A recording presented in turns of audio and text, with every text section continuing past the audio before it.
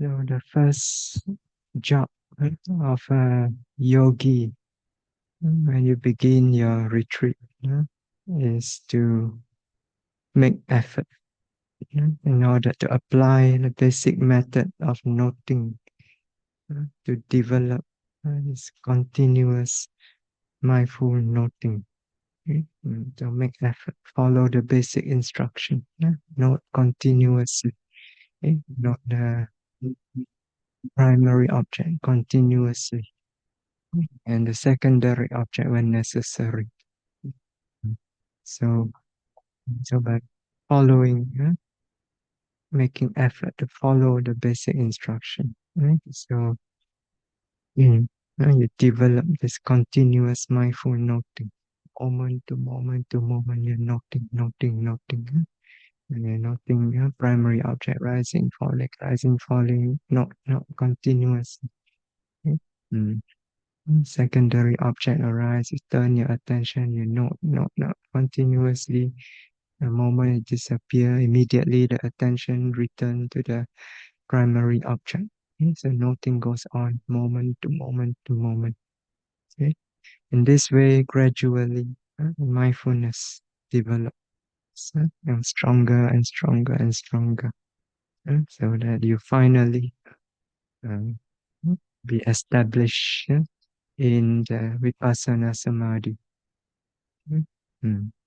So, so the first step, uh, first job of a yogi coming into a retreat is to apply this basic instruction and develop the mindfulness, clear away the hindrances, and overcome them, and then let the mind settle into the state of Vipassana Samadhi.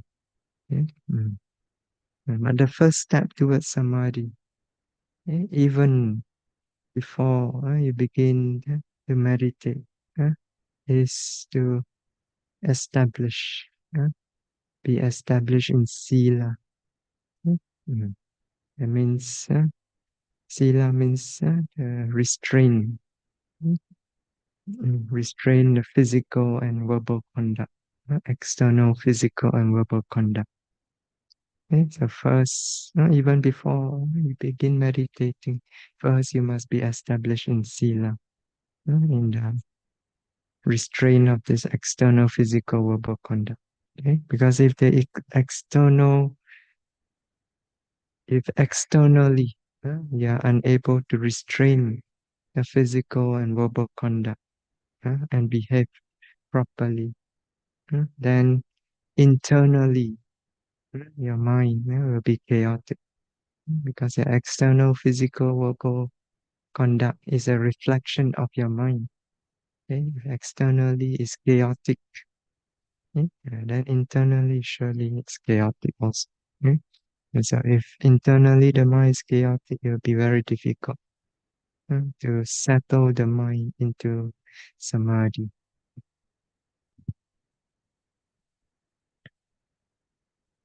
So for yogi, in intensive vipassana retreat, sila means conduct, a code of conduct that is suitable or supportive for the development of meditation. That means suitable for development of mindfulness, concentration, and clear knowledge, supportive of it. Okay? Mhm. So, and, and such a code of conduct is helpful in two ways. Firstly, it helps to restrain the unwholesomeness of the mind. Right? Mm. And secondly, it encourages wholesomeness. Okay? So there are two aspects of it. Okay? So, yeah, so the first is to effort, right? Effort to restrain from performing any unwholesome physical or verbal actions. So That means abstaining from killing, from stealing, from sexual misconduct, and so on. Okay? So this is the precepts of abstinence called Vāritta-sīla. Okay? Yeah. So by means of Vāritta-sīla, abstinence, we actually restrain the grossest form of kilesa, grossest form of mental defilements. Okay? So whenever you perform any unwholesome physical or verbal action externally, killing, stealing, and so on, you do so due to very gross, powerful defilements. Defilements that are so strong that usually it overpowers the mind and then it manifests externally in your physical and verbal actions. Okay? So, for example, due to strong, powerful anger or ill will, then you may kill a living being. Okay? Mm. And due to uh, strong desire, covetousness, you desire for another person's property. So you like it so much, you desire so much that you cannot help yourself, and then you go and steal uh, that person's property. Okay? Or due to very strong sexual lust, a person may indulge in sexual misconduct and so on. So all these unwholesome physical, verbal actions, they arise due to very strong defilements. Okay? Mm. So, so when you observe this sila, when you resolve to observe sila, to abstain from killing, stealing, and so on, you're actually resolving to restrain this grossest form of mental defilements.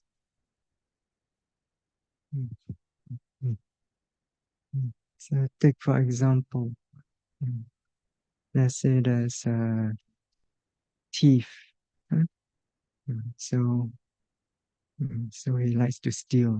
So whenever he sees others' property, desire arise, he wants to steal. So become a strong habit in him. Every time he sees another person's property, he cannot help himself. Okay? He desire it, he wants to steal. Yeah. Mm. So, but after coming across the Dhamma, learning the Dhamma, learning about the law of karma, then the hiri ottappa arise in him, a sense of shame, a sense of fear uh, of his unwholesomeness arise in him. Okay? Mm. Then he decided from then on he will observe the precepts. Okay? So, so he resolved strongly to observe the precepts. Okay? But still, the habit is still very strong, right? Every time he sees another person's property, I still want to steal. Okay, but if he's mindful, he remembers, oh, I have observed precepts, I must not steal. Okay, so due to the mindfulness, he restrained himself. He does not act on that desire, on that covetousness. Okay? So by being mindful, not to act on that covetousness, he weakens that covetousness. He weakens that strong desire. Okay? Yeah. So to the extent that he's able to restrain that strong desire, to that extent the mind comes free from any disturbances caused by it. Okay? So earlier, before he was observing sila, this desire constantly arise in him, constantly disturb his mind. Okay? So his mind is very unpeaceful. He himself may not know it. Okay? but it's very unpeaceful, disturbed. So now that he observes Sila, so he's able through mindfulness to restrain it. So, so this mind becomes calmer, more peaceful as a result. Okay? Mm. So uh, it gradually becomes more peaceful. Okay, so in the beginning, when he's trying to observe Sila, of course, the habit is still strong, the desire is still strong. Okay? But every time the desire arises, he wants to still, he restrain it with mindfulness, he restrain it with energetic effort. Okay? And by doing so, he weakens it. Okay? So over time, that desire becomes weaker and weaker and weaker. Okay? Mm. So his mind becomes more and more peaceful. Okay? So the desire no longer trouble him so much as previously. Okay? Mm. Mm. So also by uh, observing the sila, abstaining from unwholesome physical verbal action, it also helps to free us from any remorse that may arise during meditation. Okay? So you have done a lot of akusala, killing, stealing, cheating, lying, and so on.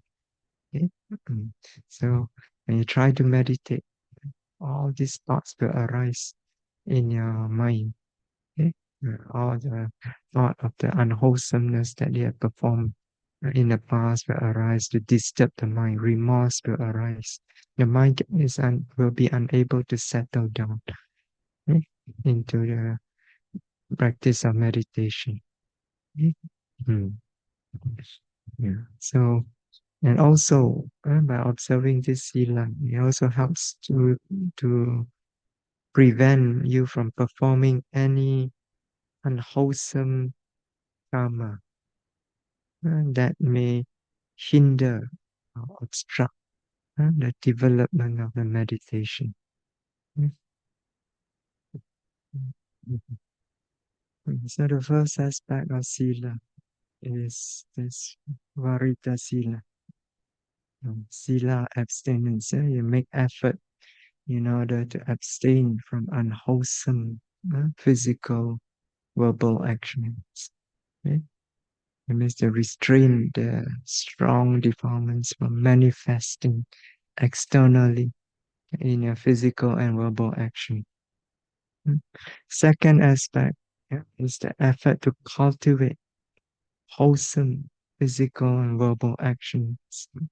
So actions that are motivated by wholesome qualities of mind, such as generosity, kindness, compassion, humility, wisdom, detachment, contentment, and so on. Okay? So this is called Cāritta-sīla. Okay?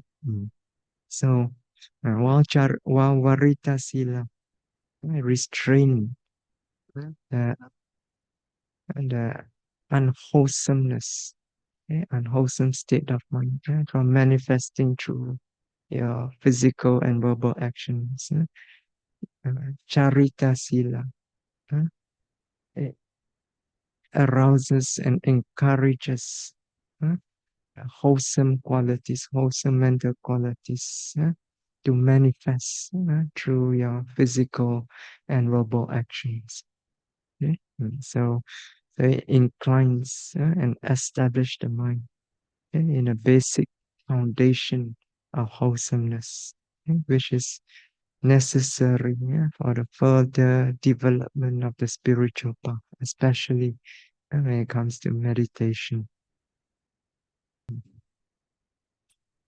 So for yogis, the precepts that you observe, whether the 8 precepts or 9 precepts, this constitute the Vāritta-sīla.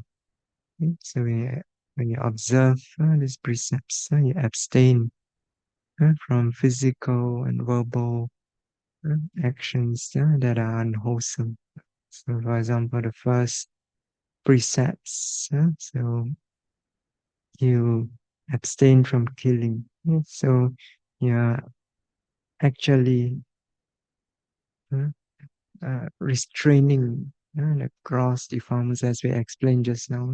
Gross. Usually, you kill because of very gross anger or ill will. So you are restraining these defilements from manifesting through the act of killing. Okay? Mm. Then the second precept, also, as we explained just now, so usually it's still due to very strong desire uh, and covetousness for other people's property. Okay? So, so you by observing the second precept, you are restraining the very strong uh, covetousness. Okay? Then the third precept. So So here you're observing the 9 precepts. So it's not like the 5 precepts. So 5 precepts is in the 5 precepts, the third precept is abstain, kamesu michachara. Okay, abstain from sexual misconduct.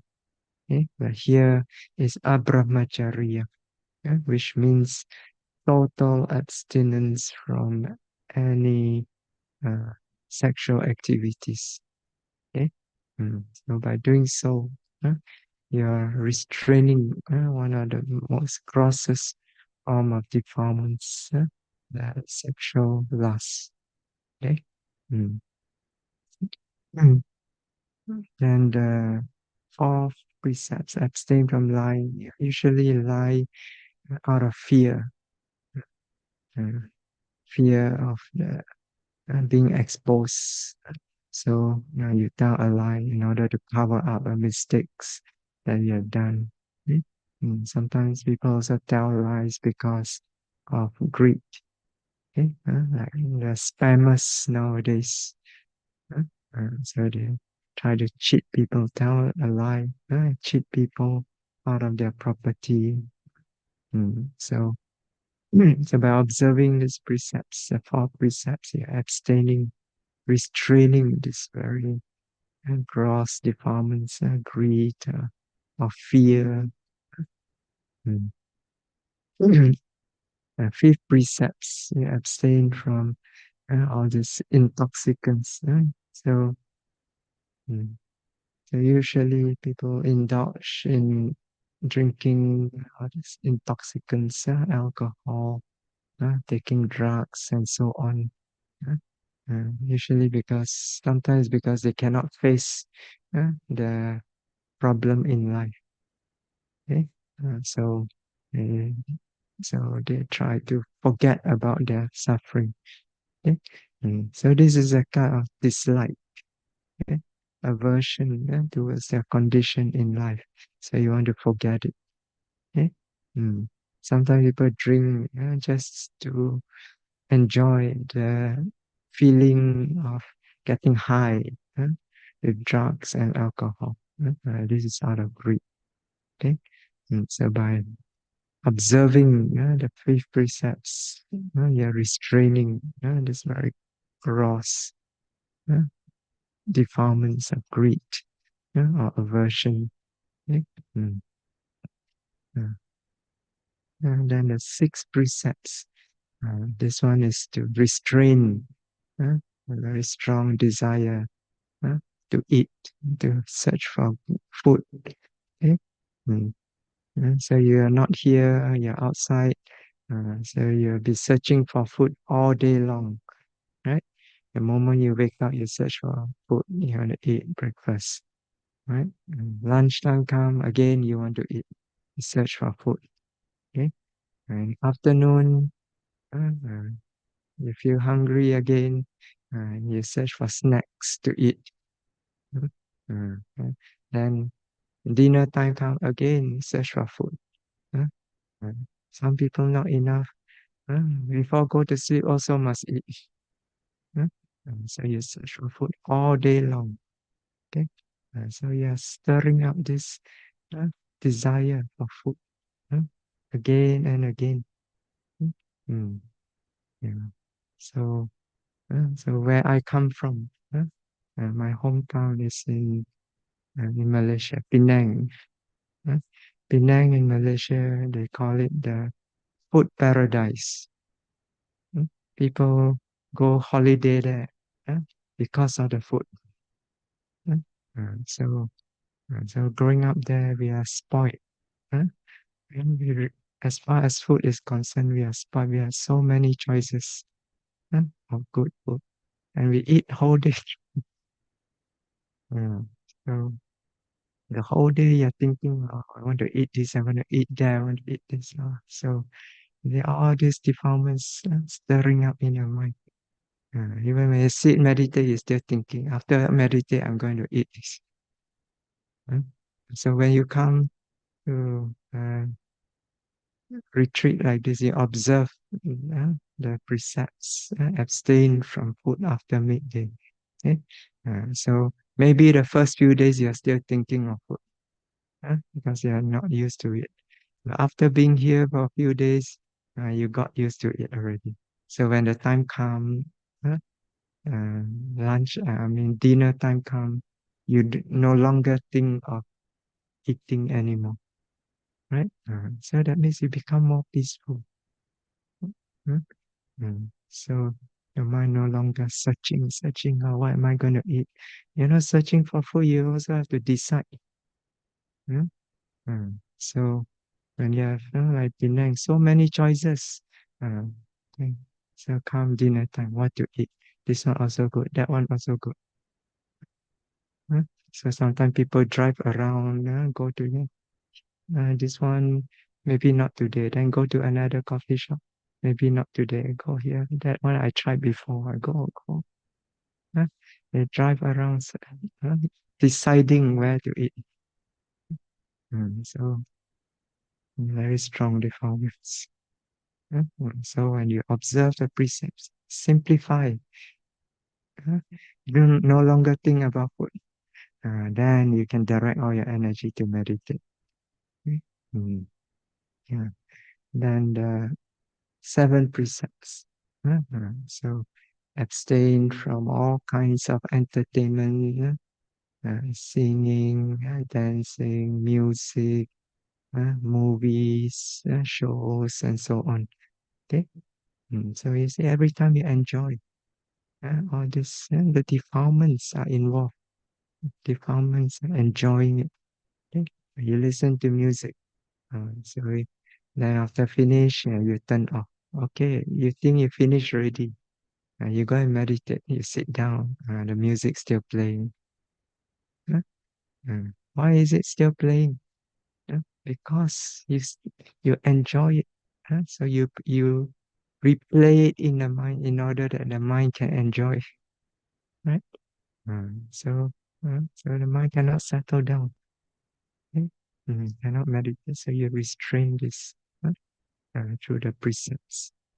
Okay? So after a few days, first few days you may have like a withdrawal symptom. Outside you are used to enjoying this, enjoying that as you like. Huh? You want to listen to music, just turn on. You want to see a show, just turn on the TV. Huh? So it is, uh, you can get the entertainment instantly. Okay. But suddenly you come here, no entertainment. First few days, your mind struggle. Huh? But you note all this desire that arise. No, we weaken them. Okay. So after a few days, you no longer think about it. Huh? Your mind has to settle down into your meditation and become more peaceful, more clear. Mm, mm, Yeah. So you also abstain from beautifying your body. So this is like indulging in attachment to the body. Okay? So you're restraining these defilements. You're also restraining the mana. Mm, mm, mm, pride in your beauty. Oh, look at me, so beautiful. Yeah. So, and you also waste a lot of time, beautifying yourself. Okay? So when you observe the precepts, you simplify. Uh, you don't spend all the time beautifying yourself. Some people spend 1 hour before they go out on the mirror, looking here, looking there, uh, painting here, painting there. Mm. So, one of my devotees last time, she went to participate in this Sikawati program. Huh? So, so for I think 10 days, she participated. So to shave the head, put on the robes of a Sikawati and live the life of a Sikawati. So yeah. So after she finished the program, she came back. I asked her, huh? uh, so how do you feel and so on.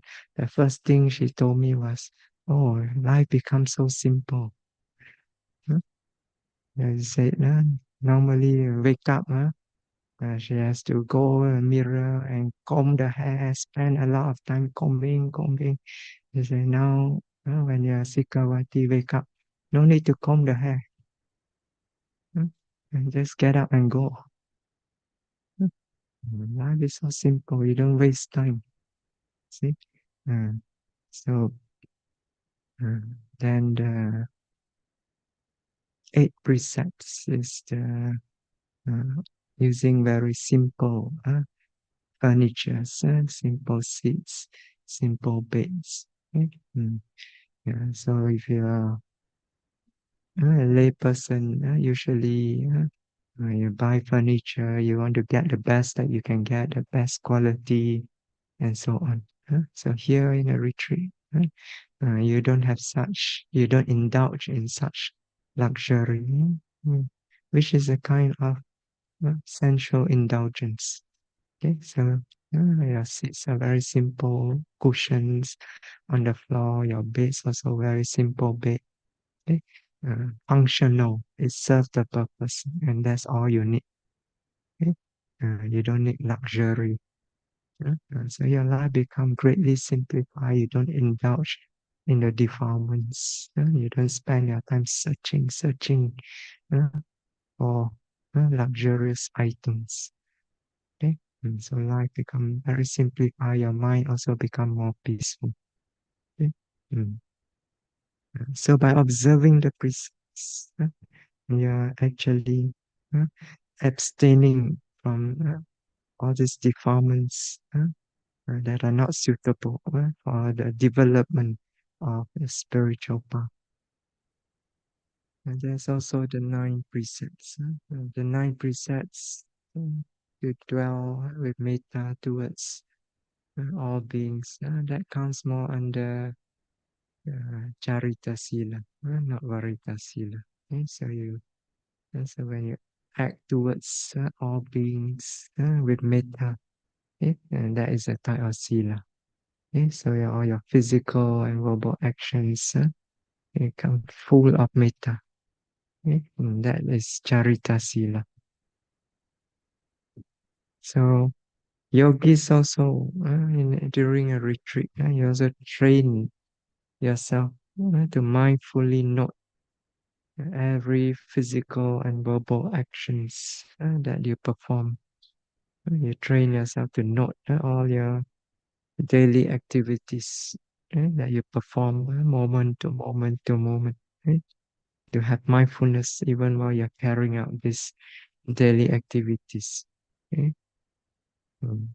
So, so performing all these daily activities, walking, eating, speaking, and so on, performing them with mindfulness. This is a duty of the yogi. So this is also uh, comes under Charita Sila. Okay? Mm.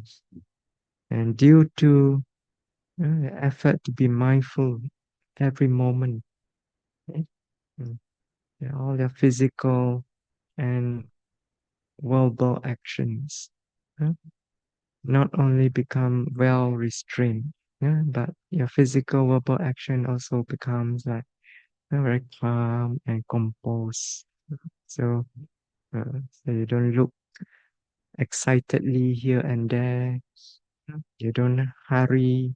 You go from here to there, rushing here, rushing there. So all your physical and verbal actions become very elegant, very graceful, and we can also say cultured. Okay? Mm. So the physical and verbal action of the yogi who is truly mindful, well restrained. The actions radiate with mindful restraint, with calmness, with composure. It radiates with softness, gentleness, humility. They exhibit detachment, clarity, and wisdom. Okay? So this is Charita Sila of the yogi. Mm. So together, this Charita and Vāritta-sīla, together they serve to create a basic foundation for a wholesome mind. Okay? So Vāritta-sīla restrain the unwholesomeness from manifesting externally in a physical verbal action. Okay? So by restraining this unwholesomeness, you purify the mind to some extent. Okay? And then Charita Sila strengthens this purity further by encouraging wholesome qualities to manifest through your physical and verbal action externally. So, so together, this Charita and Varita Sila serve to create this basic foundation of a wholesome mind, which is necessary support for development of meditation.